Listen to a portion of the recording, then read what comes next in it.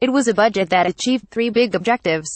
It was hard to see them because there were so many little announcements, many of them already advertised, and a surprising number of reasonable jokes. What is more, Philip Hammond did the old Gordon Brown trick of rolling up several years' planned spending to arrive at impressive numbers.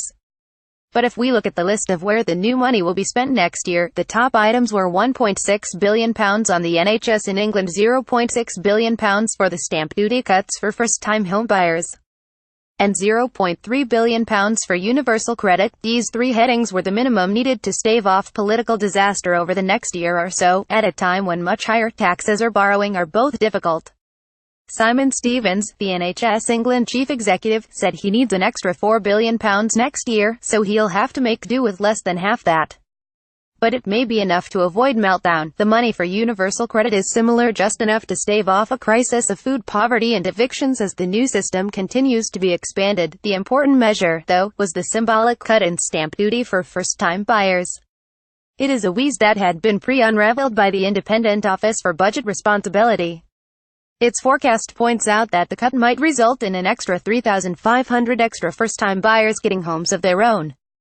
That means it will cost the Treasury £160,000 per person who would be able to buy and who otherwise would not.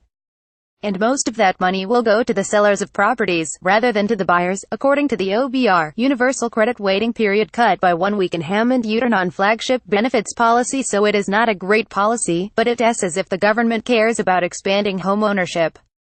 Help to Buy was terrible economics, shuffling money among different groups of potential buyers, but it was popular. And the failure of the housing market was one of the Conservatives' deep problems in the election.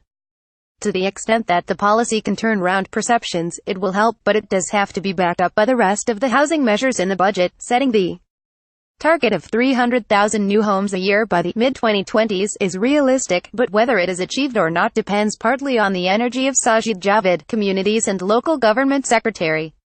The Chancellor is prepared to allow central and local government to borrow more to pay for it, but not as much as the impression given in his speech, so Hammond has done enough to stabilize not just his own position, but Theresa May's.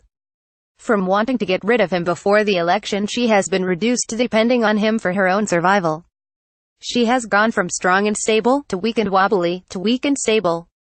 Stable for the next 3 weeks, at least. She has to persuade other EU leaders in Brussels in 3 weeks' time that the Brexit talks have made sufficient progress to move on to the next stage, discussing the transition period and the long-term relationship. If she cannot do that, the Brexit deal will be in trouble and Conservative MPs may start to panic. They still shouldn't get rid of her, because it is not obvious who could do better at negotiating while holding the party together, but once Tory MPs start running around in terrified circles, anything could happen. If, on the other hand, she wins agreement on 14 and the 15th of December, there is no reason why she shouldn't carry on, weak and stable, and see the Brexit deal through. She may end up being grateful to her Chancellor for saving her. More about Autumn Budget 2017. Theresa May. Philip Hammond. Reuse content.